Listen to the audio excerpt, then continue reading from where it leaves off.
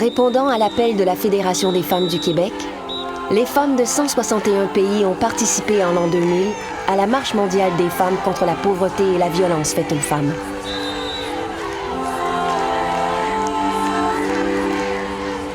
J'ai voulu rendre compte de cette mobilisation populaire, sans précédent à l'échelle de la planète.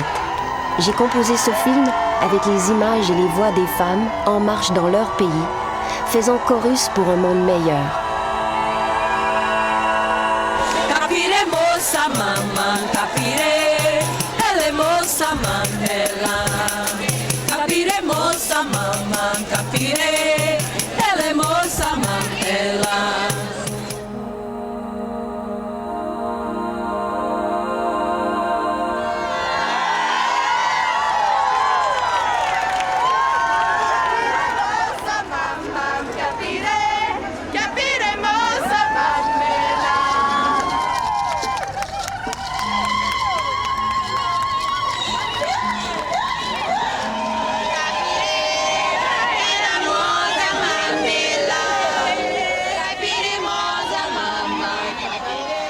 J'ai invité 5 cinéastes à unir leur voix à la mienne en nous faisant partager leur coup de cœur pour des femmes de leur région du monde engagées dans un projet porteur d'espoir.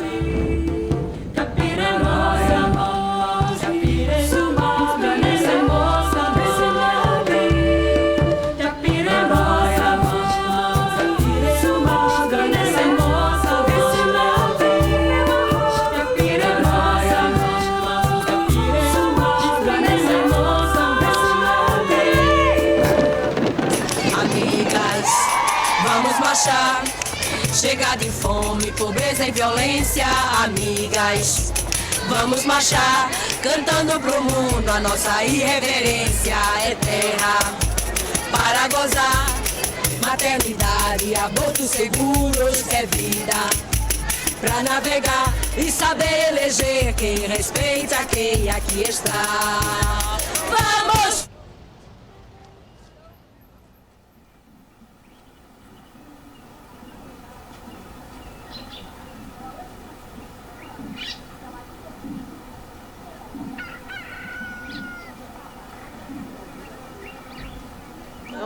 Acho que é melhor misturar, porque não faz mal.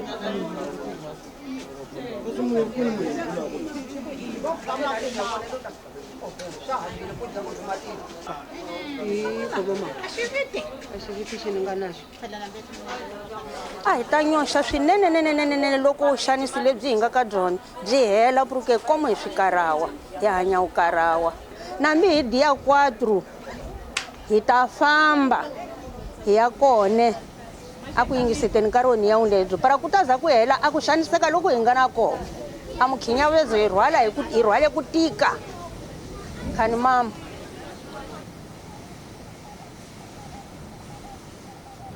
hi ku se va xaniseki hi masiku ya ku tala kambe hi laka ku mangala kona a hi ku kumi a ri tolovela lexaka la ku loko ni biwa ndzi tsuma na xikwadro va leswi swa famila eke hi lona nga phazama ya vula ntiyiso kunene hambi loko ni yo biwa ni tshuka ni ku tsu loko na fika ni ku ni biwe hi nuna wa mina va liya hamba ni makhume hi xixaka le kaya ku ve loko se ni ya fika wo fika dlaya swa ugama kasi mina ni tsakile ni tlhela ni nyoxa ni tlhela ni ku a hi fambeni a ku ti ri na reni leswaku hi ta yi kota ku tifekela hi hoxa.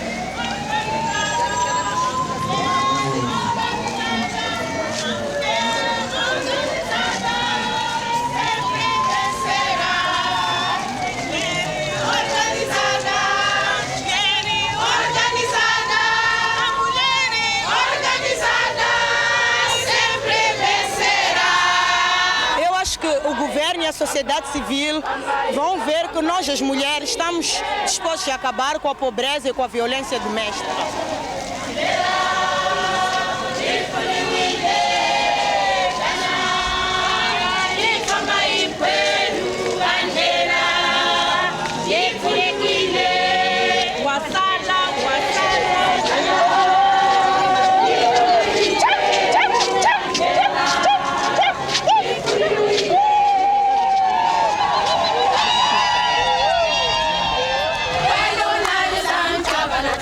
Vai,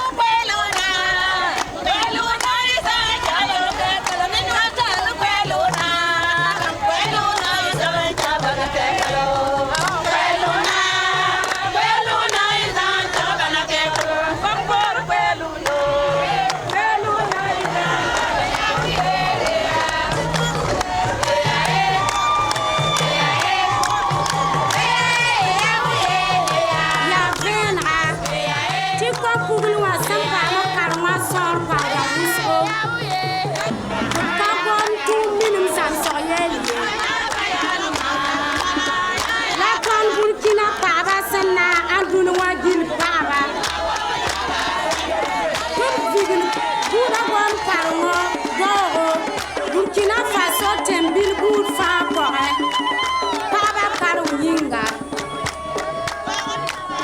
ti seni sa sentudu an kwa karam bisa songra tum karam da pam yol so senayele ti ko kulu wa wuso taron man karam bega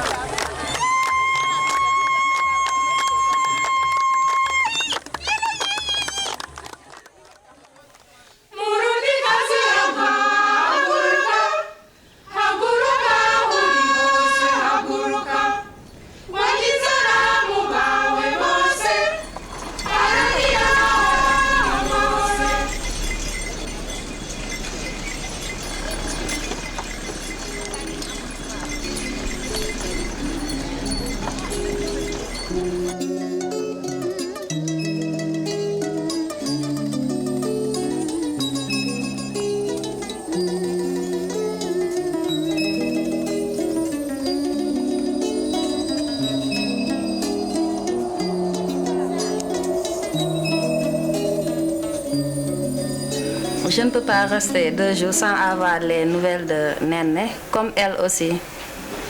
Oui, c'est vrai. C'est ça l'amitié, parce que l'amitié, c'est pour le meilleur et le pire. C'est pour le meilleur et le pire. À chaque fois, même si elle n'a rien à faire, elle vient chez moi passer la journée, on est toujours ensemble. Tout ce qui fait mal à Néné est une épine, moi aussi, dans mon cœur. On se dit des choses très intimes.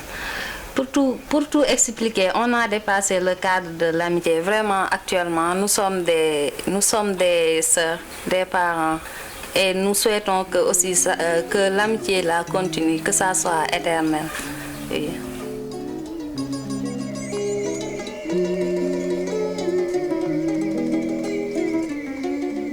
La première fois que j'ai souffert pour Néné, c'était il y a très longtemps. Ma grand-mère m'avait tendu un piège en me disant que tu dois s'allier. Ta tante, c'était la meilleure amie de ta mère et elle t'avait perdu de vue. Lorsqu'on allait ensemble, moi j'avais le pressentiment que ce n'était pas pour rendre visite à une tante. J'ai compris que c'était pour une excision. La vieille dame nous avait reçus dans un endroit très éloigné de la maison. C'était un abri entouré de palissades. Après, elle a amené une natte qu'elle a mise sur terre, une natte en sisal où je m'étais couchée. Elle a écarté mes jambes pour enlever une partie de mon sexe. C'était une opération très, très douloureuse, mais vite fait. Après, je pleurais en disant à ma petite sœur, oh Nabou, ma pauvre Nabou, tu vas mourir aujourd'hui parce que tu vas subir quelque chose de très douloureux.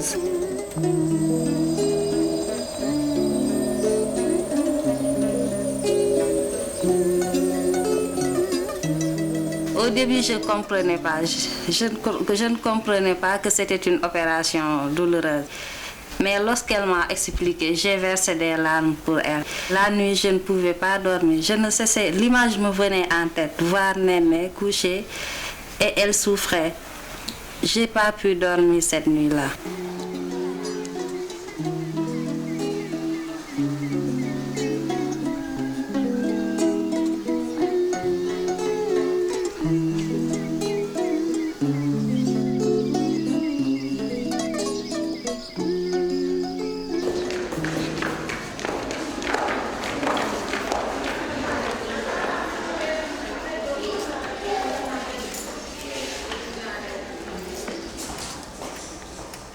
Au niveau des enfants excisés, on rencontre beaucoup de cas d'hémorragie. Nous avons souvent, même après cette loi, où actuellement l'excision se fait surtout dans la clandestinité, nous avons parfois la chance d'avoir des familles qui, malgré leur peur de la loi, recourent à l'hôpital et amènent une enfant qui est en train de saigner à blanc. Nous rencontrons aussi des cas de fractures au niveau des enfants. une adolescente, parfois de 14-15 ans, qui ne peut pas se faire exciser. Bon, il y a des femmes qui tiennent les bras, d'autres qui tiennent les épaules, d'autres qui tiennent les jambes. Elles se débattent avec la douleur. Et nous avons souvent des cas de luxation ou des cas de fracture, carrément. Nous avons aussi des cas d'enfants qui font un tétanos. Le plus souvent, ce n'est pas des instruments stérilisés que ces exciseuses utilisent. C'est le même couteau pour 100 personnes, c'est le même couteau pour... C'est le couteau que la grand-mère détient de sa grand-mère qui est toujours là et qui sert à exciser tout le monde, sans compter maintenant le sida. Donc une maladie aussi non négligeable.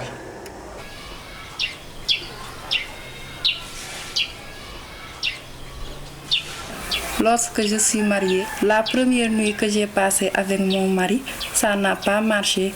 On m'a reconduit chez l'exciseuse pour encore déchirer. Et effectivement, j'ai encore subi cette opération.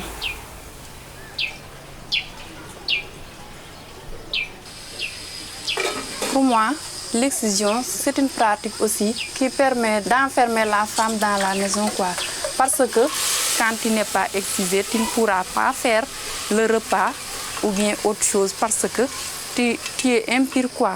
C'est de la saleté, le fait de laisser son clitoris. Il faut qu'on coupe ça. C'est l'excision qui a déterminé mon engagement. Je me suis lancée sur le combat des femmes parce qu'il y a tant de femmes qui ont subi ce genre de problèmes.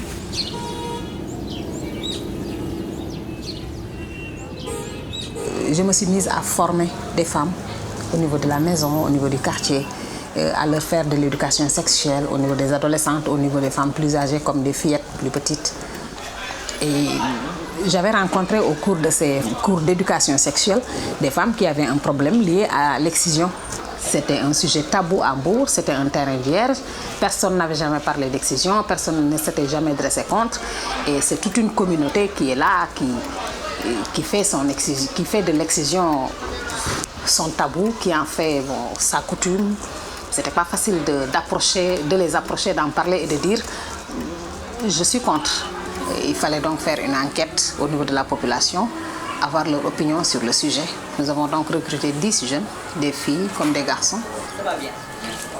Et ces jeunes pouvaient aller là où nous, en tant que personnel médical, nous ne pouvions pas aller.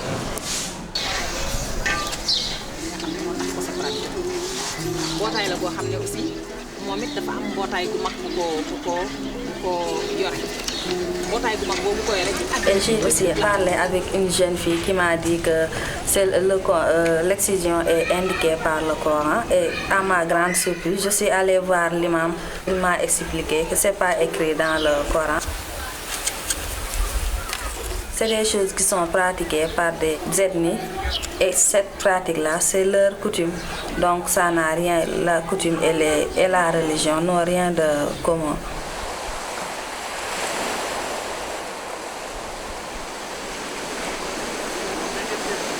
Lorsque ces jeunes sont revenus avec les résultats, nous avons eu vraiment d'agréables surprises.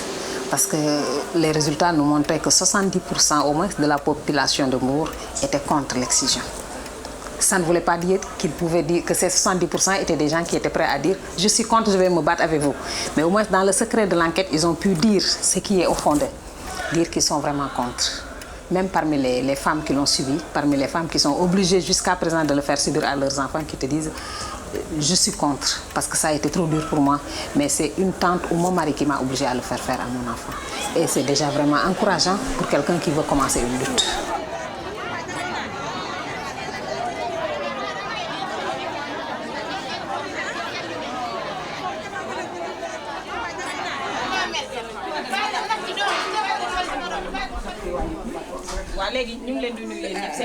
Si tu veux convaincre quelqu'un, il y a une façon, il y a une méthode. Ce n'est pas en lui imposant une loi ou en lui disant « bon, tu le fais, on te... » Non, non, non, ça ne marche pas. Donc je crois que c'est surtout la sensibilisation, l'information surtout.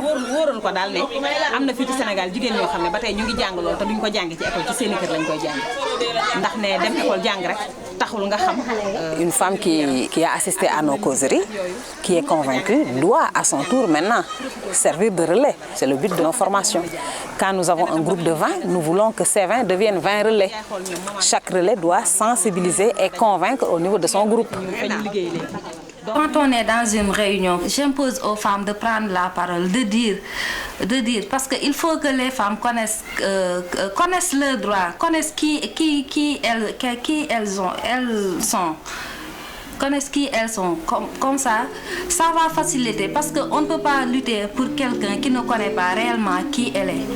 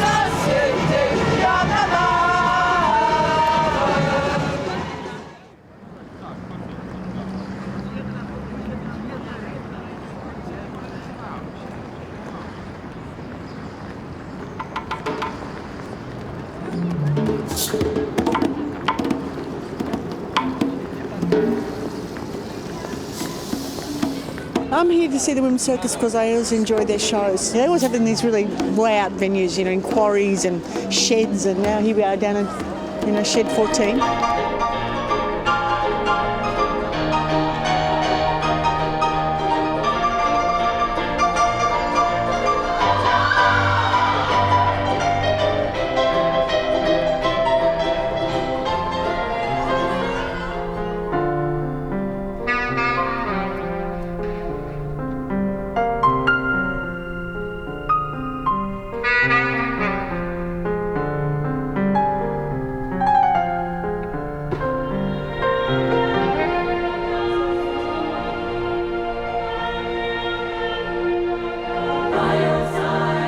To the Women's Circus feels like, in some sense, coming back to your sisters, and to being embraced, even if you're just in the audience, and given permission to be just who you are as a woman in the world, and to feel strong about that, whatever shape, colour, size, your beliefs, whatever. And I feel it's very embracing. Incorporate Mexico into something with you. So if you go... The whole reason for the circus being set up originally came from Donna Jackson doing a show with women who are survivors of sexual assault, and they did a little bit of circus in that show, and what she found was that the women were actually, they loved it because it was actually taking them back into their bodies. They were learning how to, connect with themselves again and be in control of their bodies.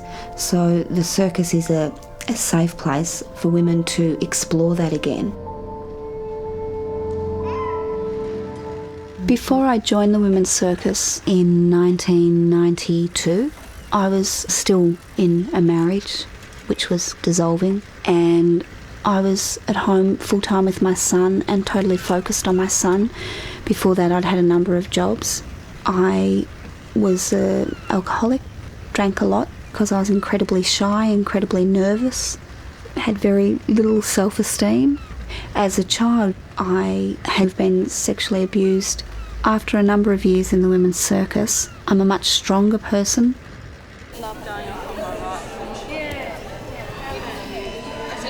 I was appointed head trainer at the beginning of 2000, and my love or my passion was working with the new women and passing on what the women's circus is and maintaining what we are.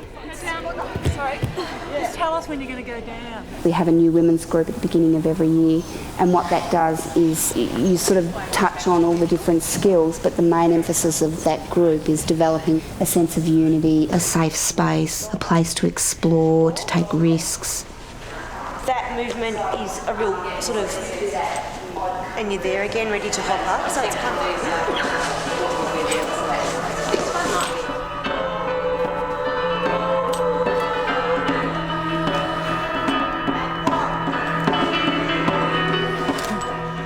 One of the women I've worked with for the longest time is Tanya. We've travelled quite a road together. I joined the women's circus at the beginning of last year, so that was 1999. Prior to that, I was in Westside Young Women's Circus, so I'd worked with Andrea for quite a bit. I didn't have too long to wait because I fit into the category of a survivor of sexual assault. It's been a hard few years for me. Like, I've suffered major depression due to the trauma of the childhood abuse. I've been suicidal so many times. I've tried to commit suicide about 6 times. I've self-harmed because I had no other way of expressing what I was feeling, no other way of being able to voice how I was feeling. Like, I look back at it now and I think I spent a lot of my childhood not there. Like, I was there physically, but mentally and emotionally I wasn't there. I had distanced myself so much just to survive.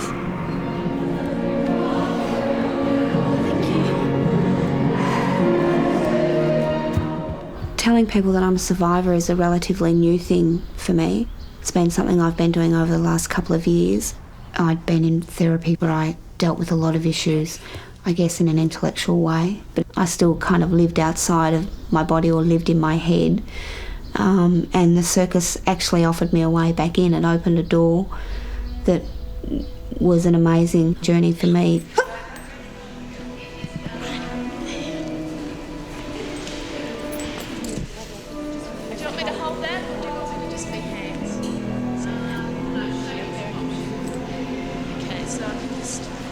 The whole ethos of the circus was recognising that people have different views and that's actually normal and healthy. The circus was a place where I learnt about myself politically. I would say I was politically fairly naive before I joined the circus. So I learnt about a zillion different things. So that enabled me to go out into the wider community a stronger and more centred being. I've just found a place where I can be safe, where I can use my body and I can express myself in a physical way that isn't going to hurt me. I didn't feel like I had any reason to keep living, and now I do.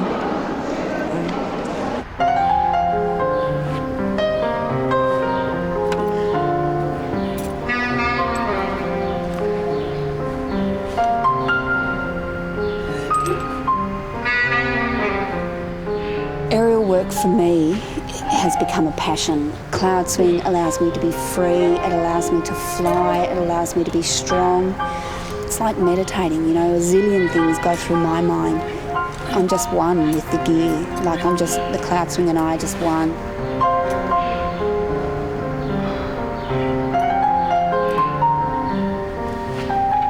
To come in, let my hair down and just swing and feel that wind in my face. Yes, it's heaven. I love it.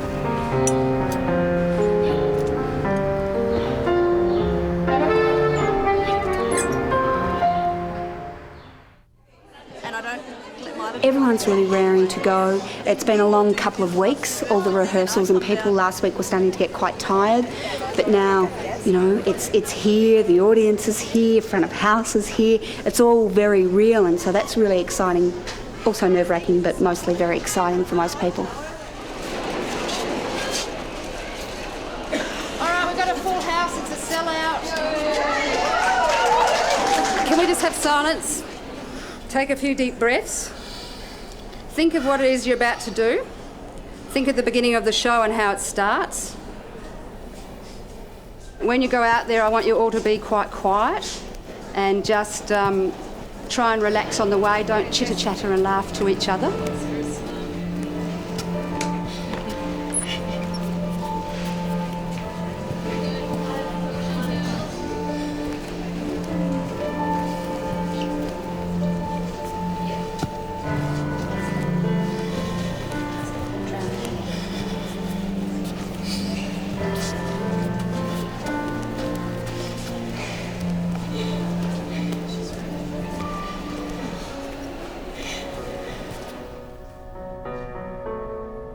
I had seen what a difference the women's circus had made in the women I was sort of on the journey with, what a difference it had made in their lives.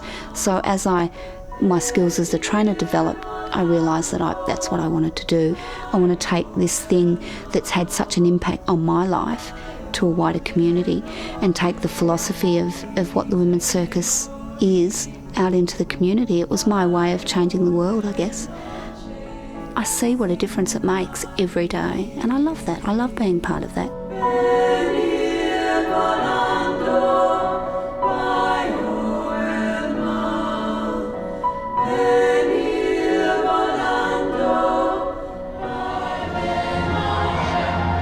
I'd love to stay with the circus for a while, yeah.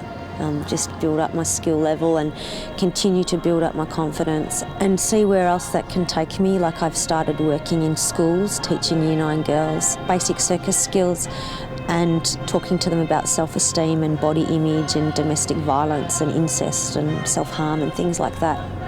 I'm hoping that it can make a difference because there was nothing when I needed the support and the help, and people still don't feel like they have the right to say anything. Like a lot of people still think it's their fault, and I want to change that before it becomes part of their mindset and part of their being, and for them to have to do like 10 years of hard work to get over it before they can find some enjoyment in the world.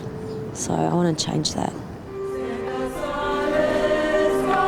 When I see the new women run on opening our show with their beautiful flags, it's the best moment for me because those women have really gone on this huge journey and embraced it and flown with it, leapt off the edge and they've flown.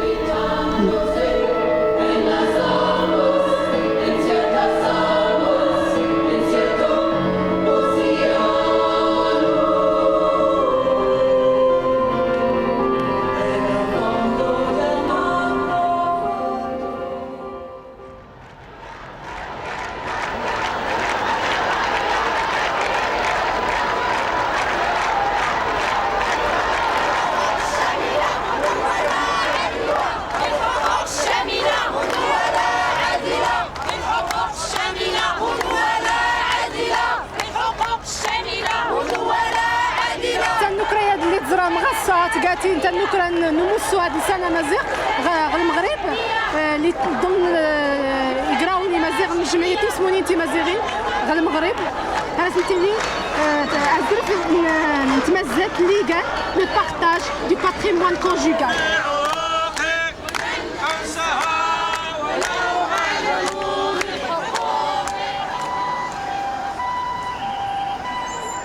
بالنسبة للعنف ضد المرأة يعني كتير فكرة جديدة على لبنان. بلبنان في التابو والصيت والعيب إنه كل شيء مشاكل بقلب العائلة. تفاجأنا إنه من بعد ما صار في ضغوطات بالجوامع صاروا يبثوا بالجامع، طلبوا منا رسمياً إنه شيلوا شعار تعديل وتطوير قوانين الأحوال الشخصية. نحن هون رجعنا اجتمعنا ولقينا إنه ما ممكن نتراجع.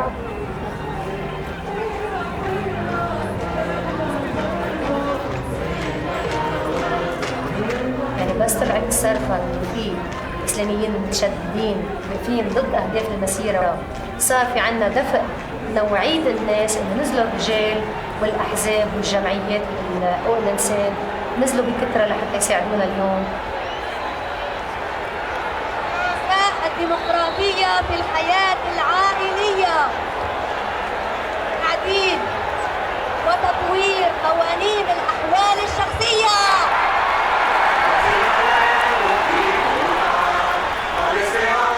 Chacun pourra chanter, danser, sans jamais plus avoir machines pliées. Chantons les femmes, chantons l'amour, car aujourd'hui est un grand jour. Viva!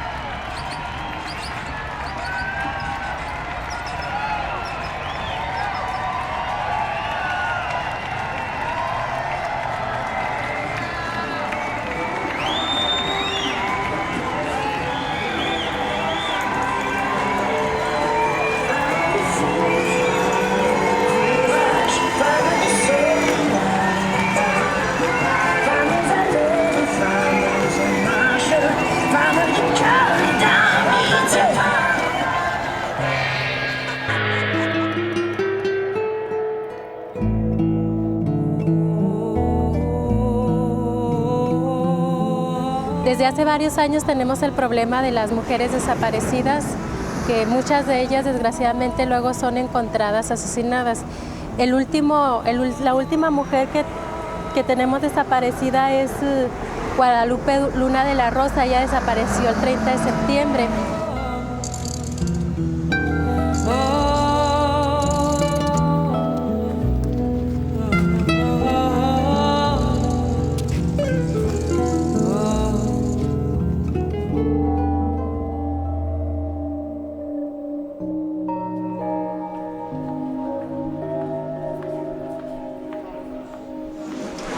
We are here to commemorate the first year of assassination of 3 women, which happened in the municipal court in Zagreb on a divorce procedure when a husband killed his wife, her lawyer, and a judge. He just left out of the court and no one took attention on that.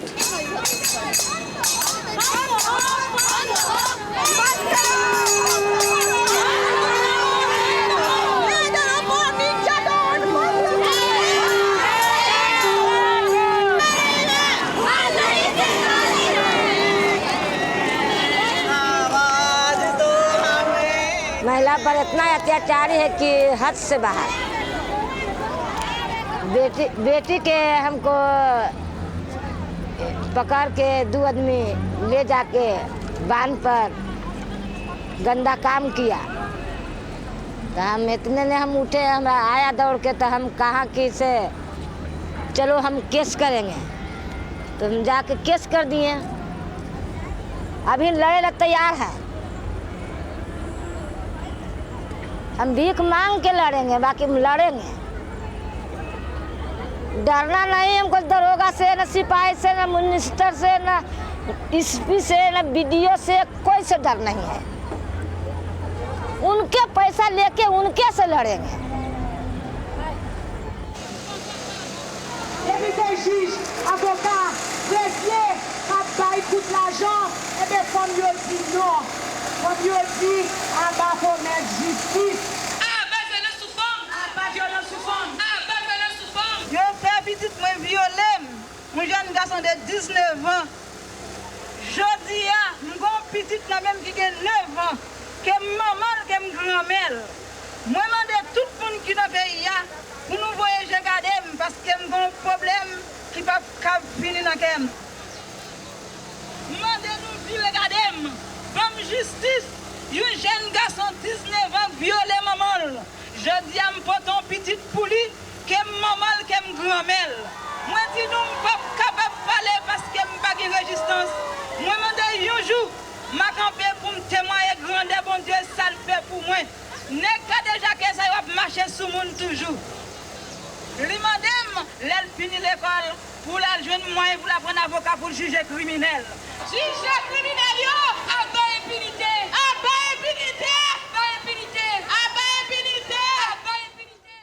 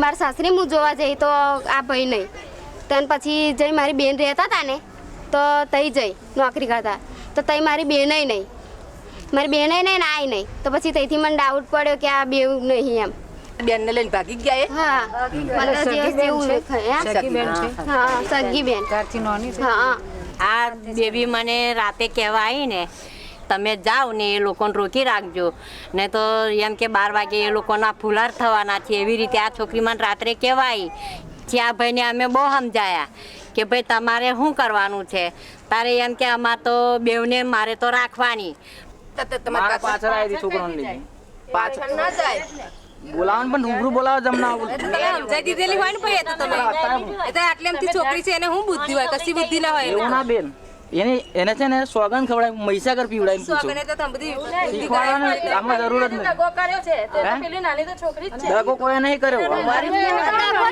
દગો નહીં કર્યો દગો કર્યો તઈ છોકરી હું ધાક નહીં બતાઈ મને તે બળાત્કાર કરીને અડધી રાતે આવું પૂછતો તો પૂછી જો મને તઈ બળાત્કાર કરતો તો તું નતો પૂછતો આવું શીખીને જાય બધું કમ્પ્લીટ કરીને જાય નહીં આવી નદીઓ લે જતો તો ગમે એને અને નદીઓ લે જતો તો તા બરોબર આપડા ચપ્પો બતાડે મને તલવાર બતાડે અને એવો એની બોન ઉપર ચડી બે એવું ઊભી થઈને એવું કરે તારે એવી ધાક બતાડતો તો કામ પછી ધાકે બિચારી શું કરે એ જોયા જ કરે ને તા બોલે ચાલે માર તો ફેસલો જોવે શું ફેસલો જોઈએ તાર બે બાળકો છે તું વિચારીને કે તારે શું કરવાનું ઘર છે તે મારા છોકરાના નામે જોવે મારે જમીન છે તે મારા છોકરાના નામે જોવે કાલ ઉઠીને બીજી બાયડી કરે અને મારા છોકરાને દુખ આવે તો કોઈ ઉઠીને કે તાર બાપે આવું કર્યું તું ખોટું તો કોઈ હોય પણ કે તો કે છે આવું કર્યું તું એટલે મારે એવું કાગળિયું મારે તો લખન જોવે આટલું તારે જવું નહીં ના મારે તઈ નહીં જવું છોડી તારી બોનને એને મોકલવાની સમાજની દ્રષ્ટિએ જોવા જાય ને જે દાર ફેસલો કરે ને તે મારી વસ્તુ મને આલ દેવાની તારી વસ્તુ હું તમારી વસ્તુ તમે હું જઈને આલી તું તમે હું આલી છે તમે એને હું આપી તું એ બધું લઈને બધી રકમો લઈને ભાગી એકદમ સોનાની લઈને ભાગી જાય હું કહું તે આ સોનાની બુટ્ટી છે બરાબર એક જોડી સોનાની કડીઓ છે એક સોનાની વીટી એક જોડી સોનાની બુટ્ટી 2 જોડી ચાંદીના છડા અને જણસે તમને નહીં આપી શકે પણ એ 320 છોકરાને આપવાની એવું લખણ મારે જોવે છોકરાને તો નામ આપે એક મરી ગયો તો છોકરાના નામ પર ઘર લખ્યા બરોબર તાતી એ મરી જાય તો એને નામ છોકરાના નામ પર આપવું પડે હજી તું ભાઈ ખાઈ નહીં અત્યાર લગીને જિંદગીની પૂરી કશે ખાઈ નહીં એની છે તો તરફી તમે પક્ષ લીધો છે મારી બધું આ જે લખાવે છે તમે લખી લો છો મારું લખ્યું તમે બધું લખ્યું તમારું લખ્યું છે કેમ નહીં લખતા તમે કોને શું તમારે શું લખાવું છે નહીં જો બેન આ તો છે ને આ તો ફસાવાના મને ધંધા કરે આ લોકોએ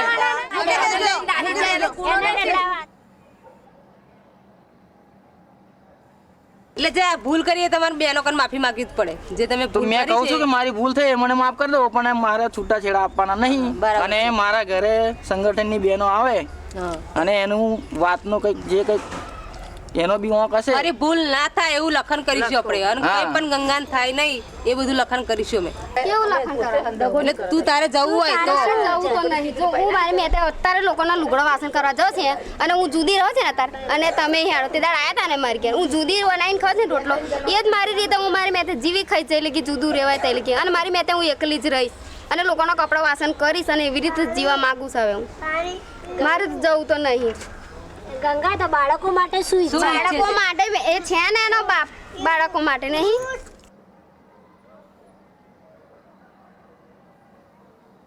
પહેલા જે એડીસીમાં નોકરી કરતો હતો હમણાં નોકરી કંપની બંધ થઈ ગઈ તો ઘેર જ છે હમણાં કેટલા વર્ષ નોકરી કરી 5 વર્ષ કંપનીમાં જે છૂટા થયા ને કેટલા પૈસા મળ્યા તમને 26,000 મળ્યા હતા એટલે 26,000 એટલે બેંકમાં નહીં કશું નહીં બેંકમાં 5 વર્ષ નોકરી કરી તો 5,000 રૂપિયા પગાર લાવતા હતા તો કઈ તો બચત કરી છે કે બચત કશું નહીં બચત કશું જ નહીં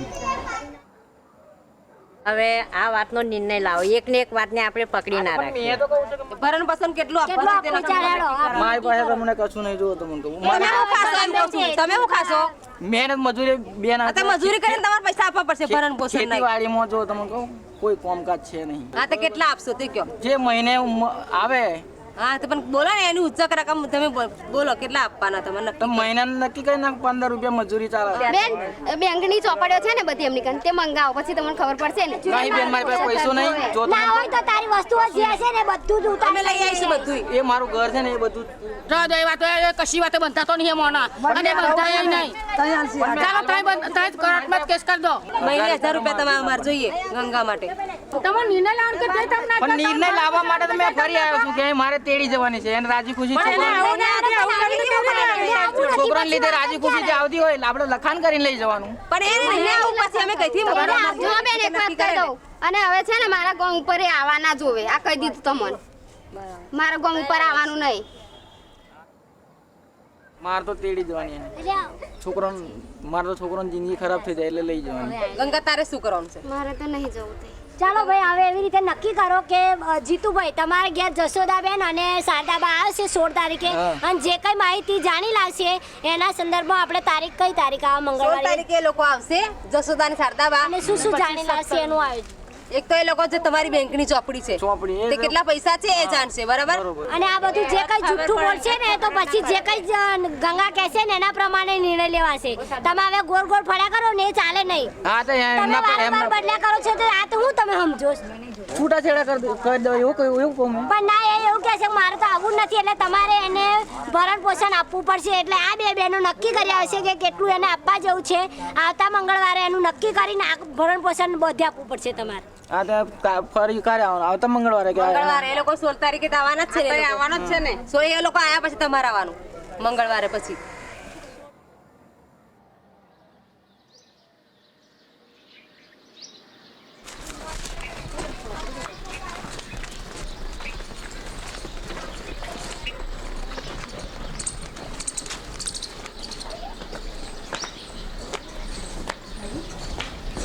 એ બાબતે અમે એમની સાથે ઘણી વાત કરી કે તો તમે તો ગામમાં આવીને તપાસ કરો એમ કે તમને વધારે માહિતી નોકરી છૂટી થઈ જઈ છે નોકરી છૂટી ગઈ નોકરીને પીડીએરમાં જેને શું છે નવી નગરીમાં પ્લોટ મળેલો કાચું મકાન હતું એટલે પાકું મકાન એનું બનાવી દીધું એને પ્રોપર્ટી જે ગણો તે એ માણસ સારા છે માણસ સારો છે તમે અમારી સાથે આવો ત્યાં વાત કરીએ આપણે એની સાથે કે શું જીતુભાઈ સાથે વાત કરીએ આપણે આ મારું ઘર આવે છે સાહેબ બધો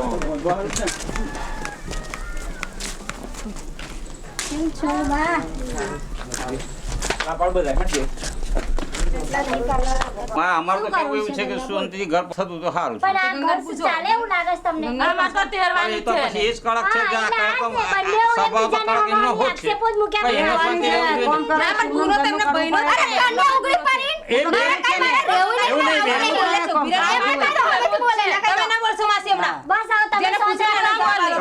આપણે તો તેરવાનું જ છે તેરવાની છે ને એ તો ઘર ભાંગવાનું નહીં એટલે તેરવાની જ વાત કરે બીજી વાત કઈ તમારા છે ખરે કે ગુનો કશી વાત કરવા નહીં તમે અહીંયા આગળ એનો હોય તો ખર્ચો ને હોય લઈ જાય એટલે મૂકી દે પછી તમારે આપવાનો અરે આપવાનો એ આ ફરગતી માંગે એટલે ફરગતી માંગે તમારા છોકરાએ એવું કર્યું એટલે તારે હોય ના કરો પૈસા એને કરાયું કર્યું એને મેં કરાયું કે ઉપર ચડ જા મારવો ન થાય ગંગા આ હું કહે છે કે અહીંયા રહેવાનું હોય સમાધાન કરી એમ કહે છે મારે અહીં રહેવું નહીં સાહેબ હું તો આટલી મિનિટમાં એક ઘડીક વાર રહેવા તૈયાર નહીં આ ઘરમાં તો પછી મને વિશ્વાસ નહીં આ ઘર પરથી હવે મારે તો છૂટું લેવાનું છે છોડું લેવાનો છે ખર્ચો મુકાવ છે બધો ને બધી રકમો લે છે તે ખર્ચો તમે તો બધું માગો તે તમારી નાતીને જે થતું એ થવાનું સ્ત્રીધન તમે જે ચડાવ્યું હોય છોકરીને સ્ત્રીધન એનું જ હોય કોઈ કદાચ પાછું નહીં આપે એનું જ હોય કોઈ આપવા લેવાનું કશું નહીં એમને એક જ વસ્તુ છે લગ્ન વખતે જો છોકરી વાળો એ આપ્યું હોય એ લઈ જાય એમને અને આપ્યું આ લઈ લે બસ એ જ પણ મોટ છે અમારું અમર નહીં બસ હોવા ના કરો અમે નથી વાત કરતા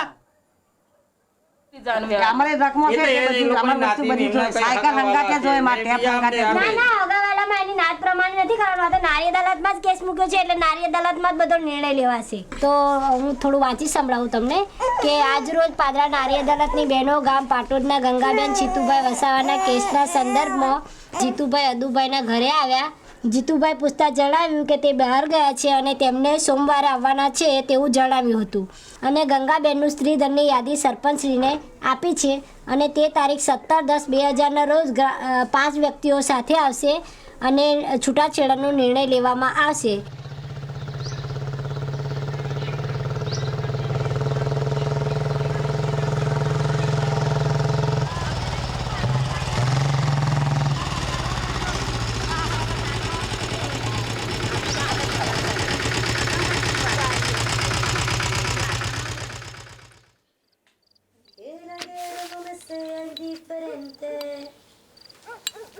Que la reseca muerte no me encuentre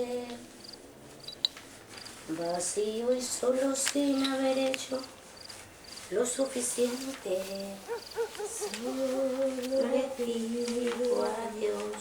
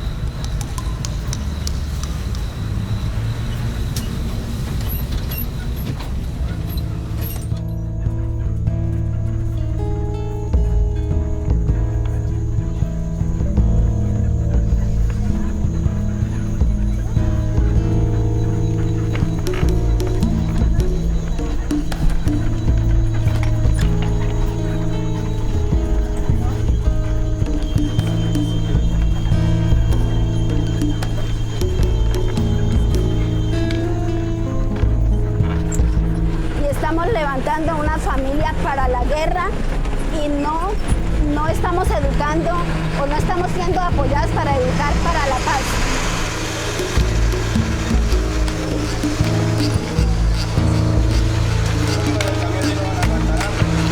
Y estamos marchando en este país para que podamos ser escuchadas en este momento, de que se vea el apoyo real a las mujeres, porque es que del sitio que nosotros venimos, el 70% de las mujeres son cabezas de familia, ya se quedaron sin esposo, sin compañero y muchas sin hijos. Son muchas las mujeres en nuestro medio que viven con 3, 4, 5 y hasta 6 hijos sin empleo, entre otras cosas porque no hay empleo. Entonces la situación es verdaderamente crítica.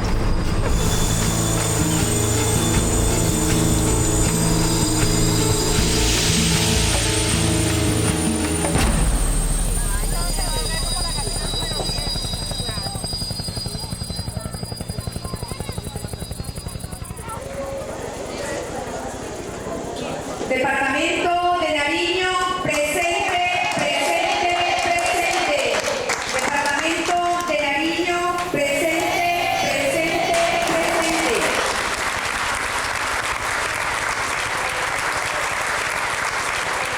Quiero, antes de iniciar esta breve ponencia,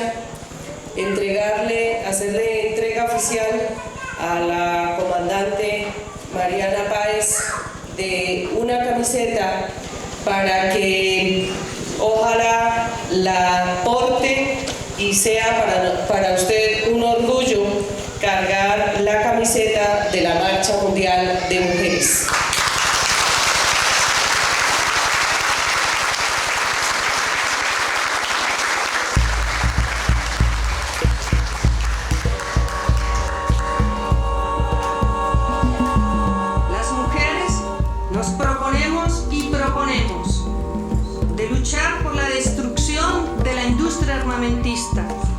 Y declaramos: las mujeres parir más hijos para la guerra, que nuestros hijos e hijas no deseen tener un arma en sus juegos infantiles, que deseen tener una flauta, un asadón o un telescopio para dar rienda suelta a la creatividad e imaginación, con lo cual podamos soñar un mundo libre en condiciones de igualdad sobre las cuales es posible imaginarnos y construir una dimensión de la convivencia pacífica.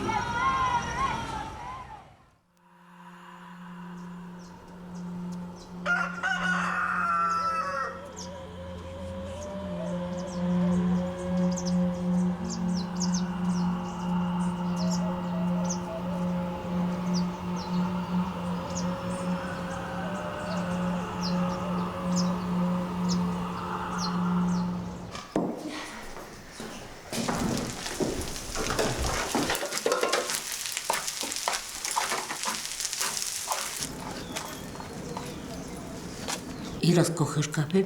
No. ¿No vas a tomar café?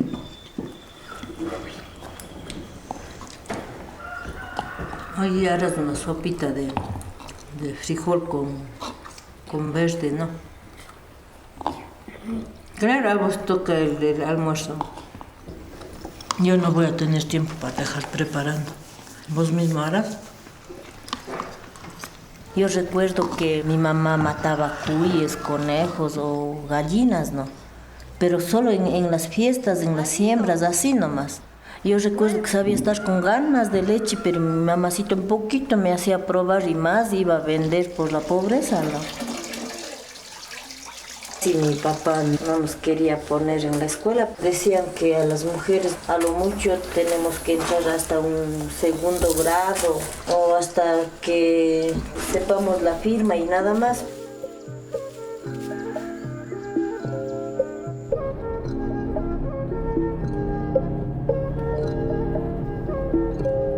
Desde mucho más antes nosotras hemos pasado calladas, sin actuar, sin tomar decisiones.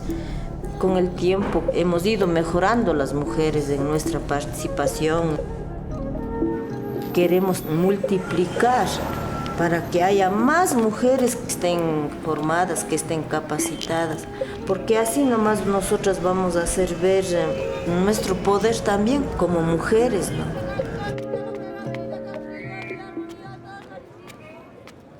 Por las mismas organizaciones campesinas, organizaciones indígenas, tenían sus escuelas de formación de líderes, de hombres y mujeres, pero en ese entonces no participaban las mujeres. Nos hemos preguntado que por qué no participan las compañeras y nos decían de que los compañeros ya están avanzados más. Viendo todo eso se vio la necesidad en el 1996 crear esta escuela de formación de líderes. Yo ya llevo en la organización como unos 18, 20 años. Somos activas, ¿no?, en nuestra comunidad, en las mingas, en las fiestas, en los levantamientos. Pero nuestros compañeros quieren como que no avancemos, que no superemos a ellos, que no seamos, si es posible, más que ellos. Quieren que siempre la mujer esté atrás o que la mujer esté abajo.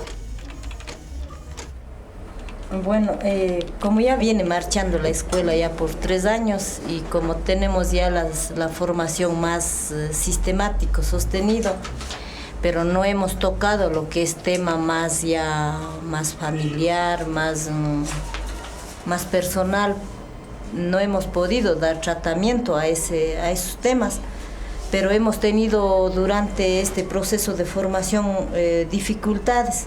Ahora pensamos abordar esas cosas, esperamos que los esposos estén viniendo junto con nuestras compañeras para que ahí podamos reflexionar.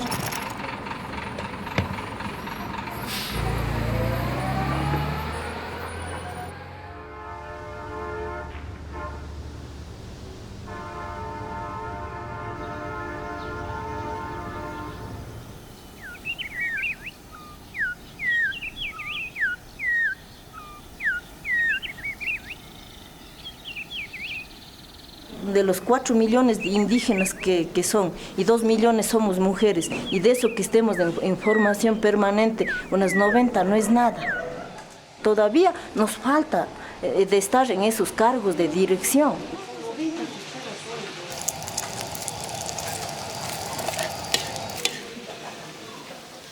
En las escuelas oficiales, en las universidades y en los colegios, no enseñan lo que en esta escuela estamos viendo. Son otras historias oficiales que han enseñado. Por eso hasta nuestra identidad hemos estado perdiendo, por lo que las educaciones han sido otras. Por eso muchas veces el venir del campo a la ciudad hasta nos han hecho sacar el sombrero.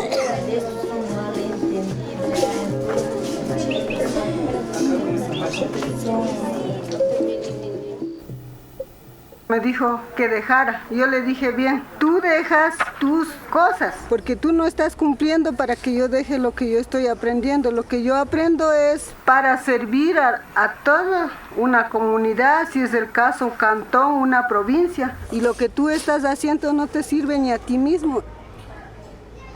En el año 1983 fundamos una organización llamada Dolores Cacuango en nuestra zona y formamos una directiva central. Yo fui presidenta de esa organización, pero yo qué sabía, cómo iba a trabajar en esa organización, yo sí no sabía nada.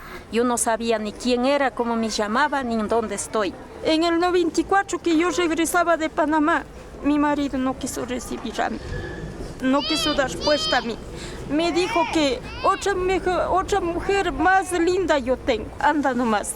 Yo no necesito. Así me ha dicho. ¿Cuántos pisas? ¿Cuántos? Hasta soy operada del maltrato de mi esposo. Y mi experiencia ha sido con esposos líderes, dirigentes nacionales, dirigentes provinciales. 10 años de matrimonio juntos, pero yo me he perdido hasta un letra, 2 letras que yo sabía leer y escribir, hasta eso me ha olvidado. Y sí apoyan con los compañeros así, pero solo en teoría. Hace un año me eligieron de dirigente provincial de las mujeres. Pero yo también participé en la organización de las mujeres de la zona. Nosotros formamos así grupos de mujeres bien arrancadas, algunos como dice, y hemos logrado disminuir el alcoholismo. Ahora es menos, el hombre que más toma, ahora toma 3 días, ya no un mes.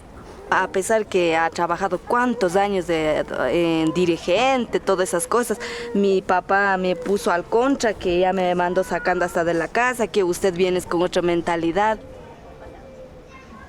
No es tan fácil que los dirigentes dicen, bueno, esta mujer está ganando espacio y apoyemos a ella, sino que los dirigentes también tratan de oprimir a las mujeres, porque dicen, no, pues ella como mujer, ¿por qué tiene que salir adelante?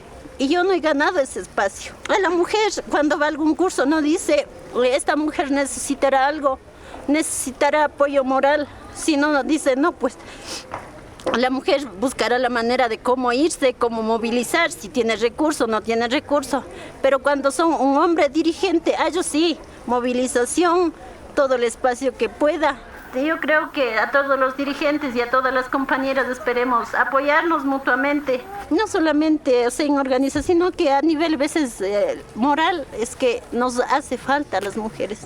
Mucho, eso compañera, y agradezco y disculpen.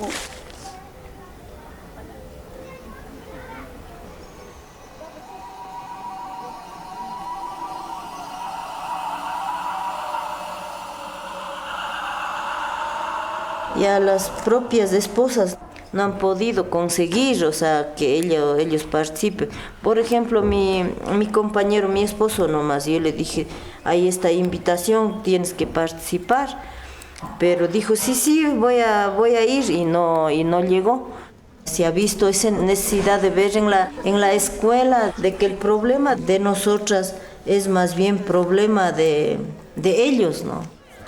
Pero a eso es lo que queremos llegar, si es posible, en una dirigencia que haya seis dignidades, al menos de estar ya 3, de estar 4 mujeres. Ellos piensan que todavía no es el momento de surgir las mujeres, pero tienen que entender. Pero ¿cómo lo vamos a hacer entender? Con nuestras actuaciones, con nuestras actitudes, con nuestras propuestas. Ahí vamos a hacer entender. Pobre corazón entristecido, ya no puedo más soportar.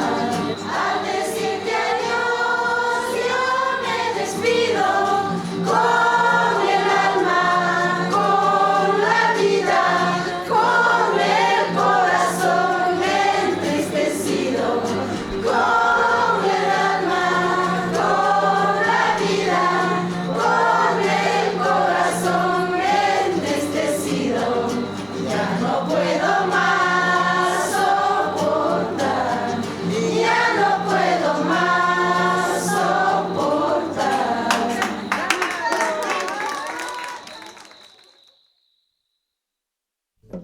Hoje as mulheres são felizes numa marcha unidamente.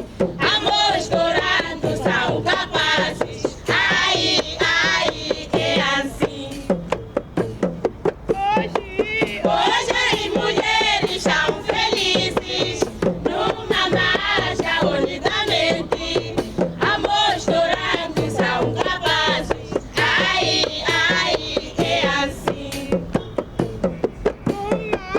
Numa marcha das mulheres de todo mundo para falarem o direito dela consignarem. Ai, é assim.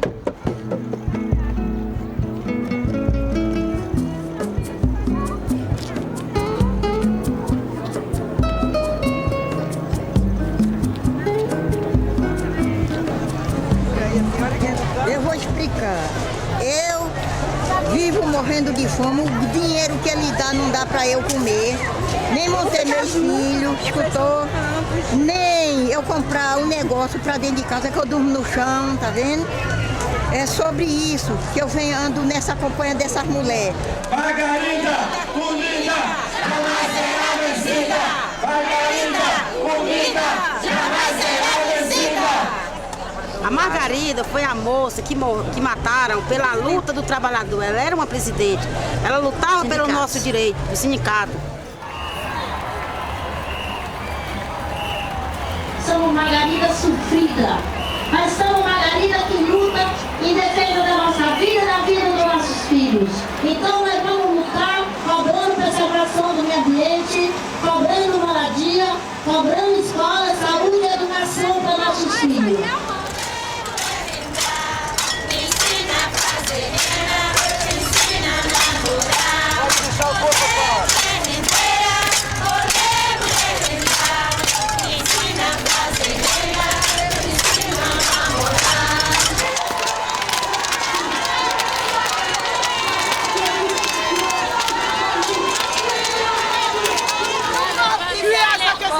Montrer comment la misère file avec nous.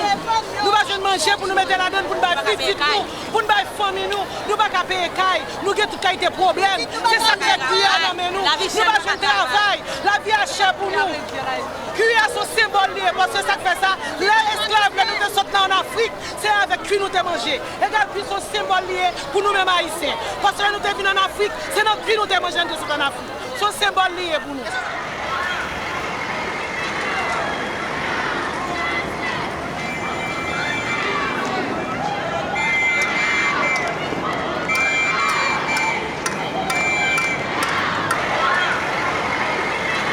Nakikita natin ngayon ang kahirapan na dinaranas ng mga kababaihan, ang karahasan, ang karalitaan nagdulot ng pagtaas ng mga presyo ng bilihin, presyo ng langis.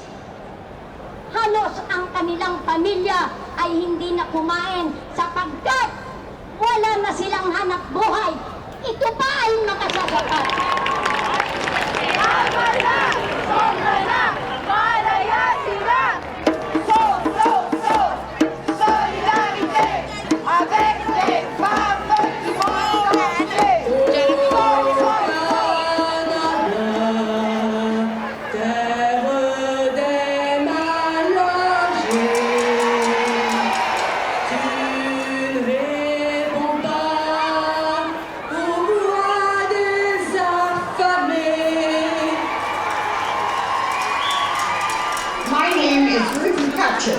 And I am a proud member of SOAR, the Steelworker Organization of Active Retirees.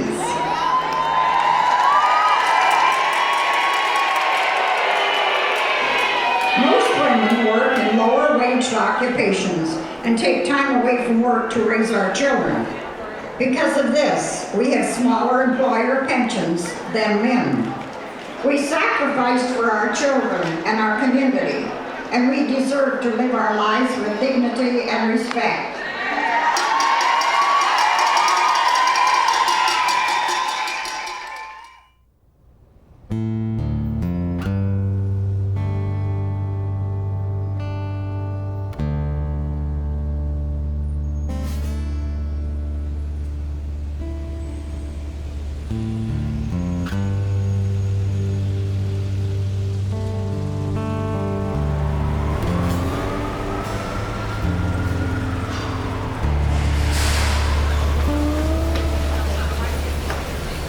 Most people are under the impression that we have a booming economy because that's what the mainstream press tells them. We're taught not to ask, who is the economy booming for? The most hated woman in America is a welfare mother. I don't tell my story to be confessional. I tell my story because it's sadly common. You know, what happened to me happens to thousands of women every day.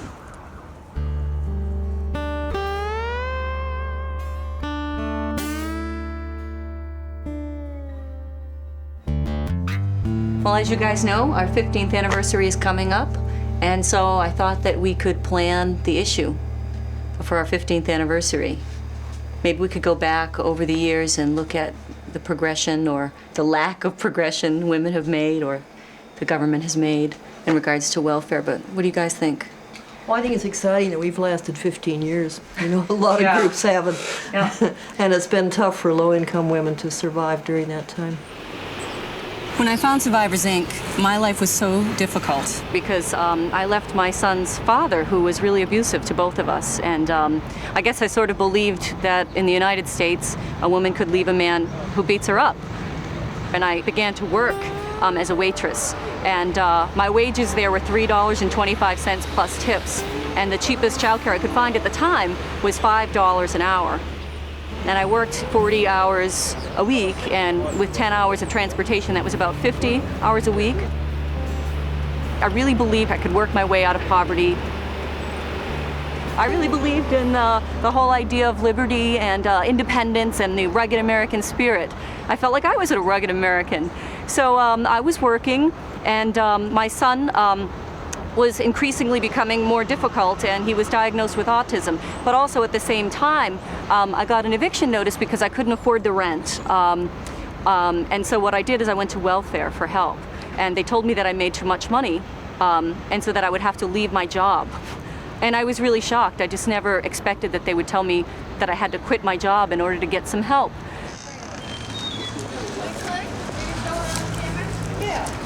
Hi, my name is Ethel. I'm Sandy. I'm Stacy. We're from Survivors, Inc., which is a group that puts out this newspaper.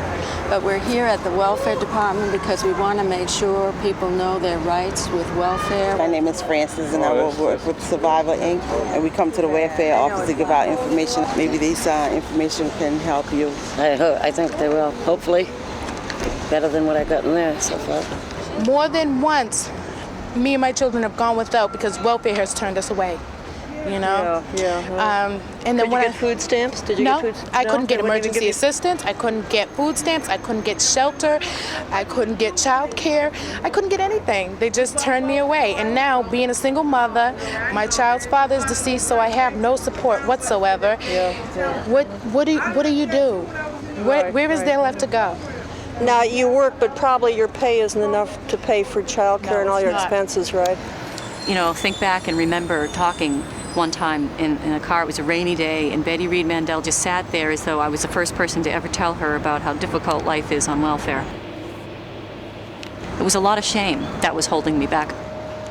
I remember crying and telling her my story, and then I began to be able to hear other people's stories. And it was then that I started to realize that this was really, you know, a political system. It's not just a personal story, it's a political story.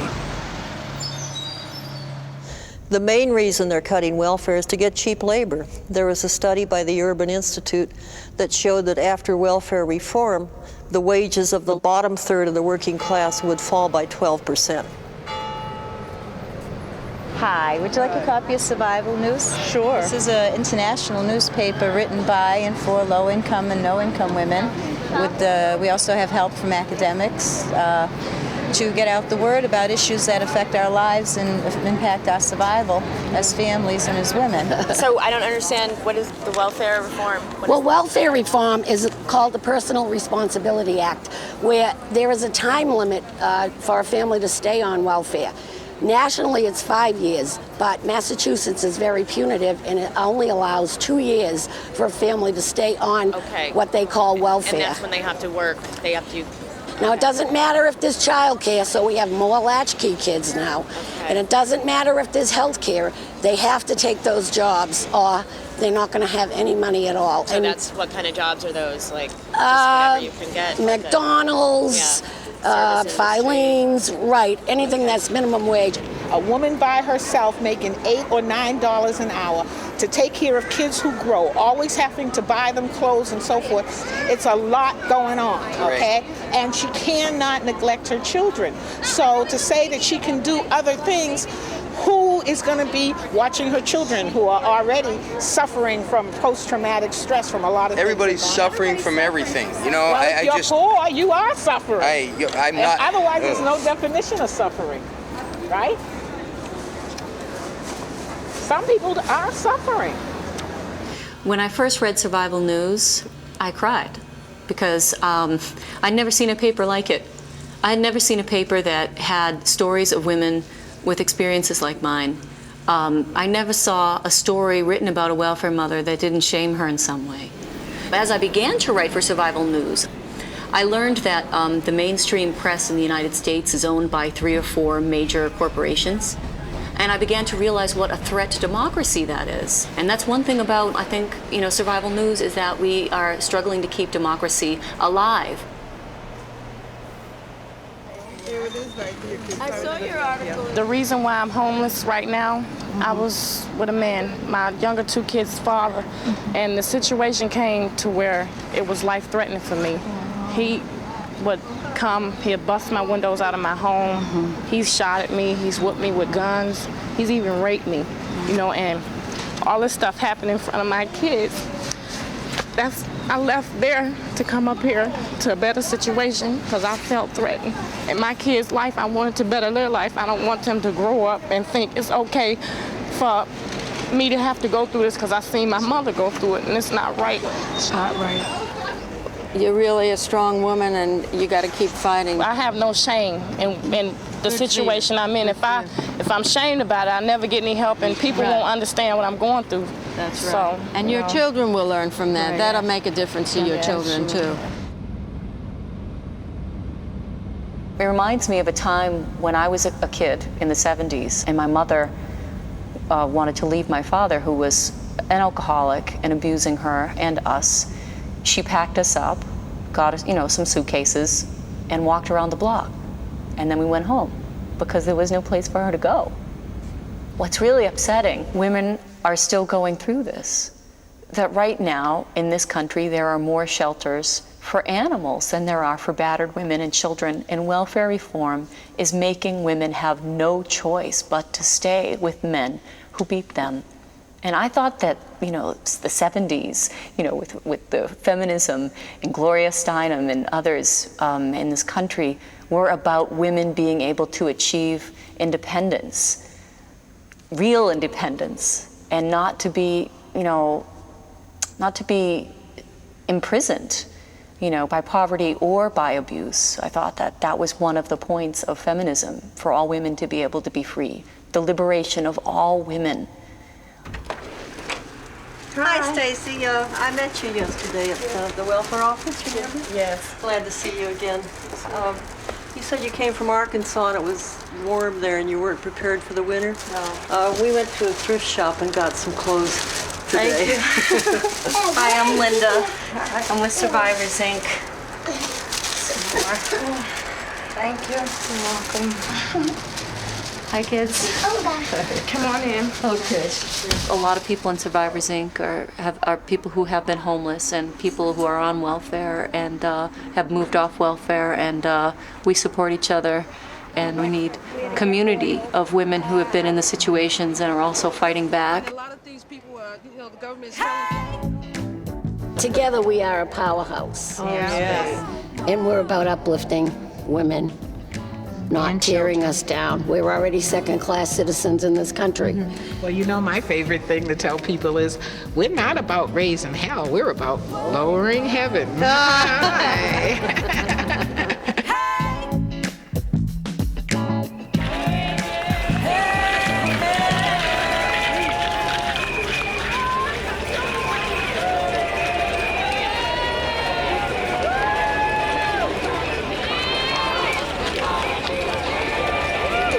I greet you today from the National Welfare Rights Union.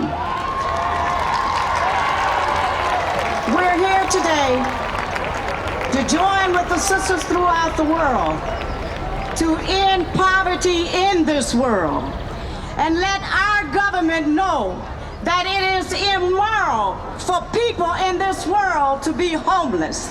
It is immoral in this country for people to be hungry.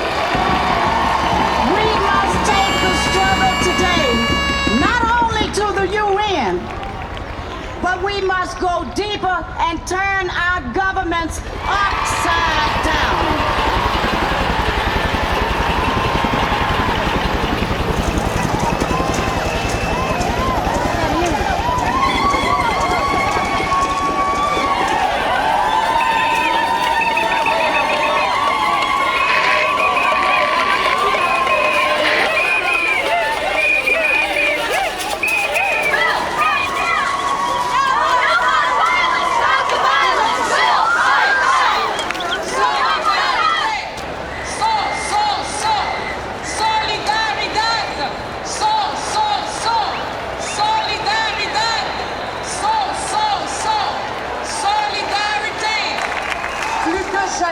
La lutte des femmes, c'est la lutte contre la mondialisation telle qu'on la connaît. C'est la lutte contre la loi du profit que nous n'acceptons pas.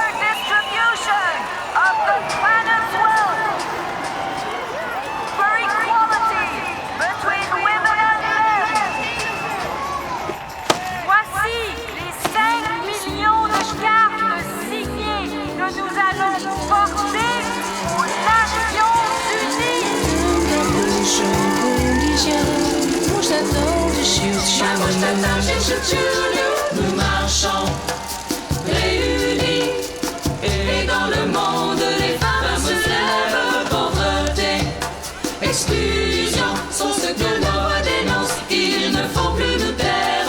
Nous marchons réunis dans la ferveur comme dans la détresse. Célébrons nos rêves et nos vies. Refusons la violence. Trop de femmes en ont payé le prix. Yo se kamamato yo kaka. Yeko la kotanga kokoma. Mozo wasikana mokili. So here we are, we've come together, women walking side by side, with dreams of changing ways forever, with our wisdom, strength and pride.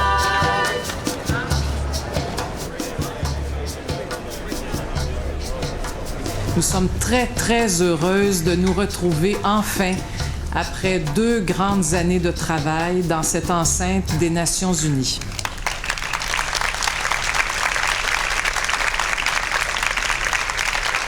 Ladies and gentlemen, I'm already committing a crime by coming here to you without my male relative. And I'm committing another crime by speaking to you and taking this bukra off.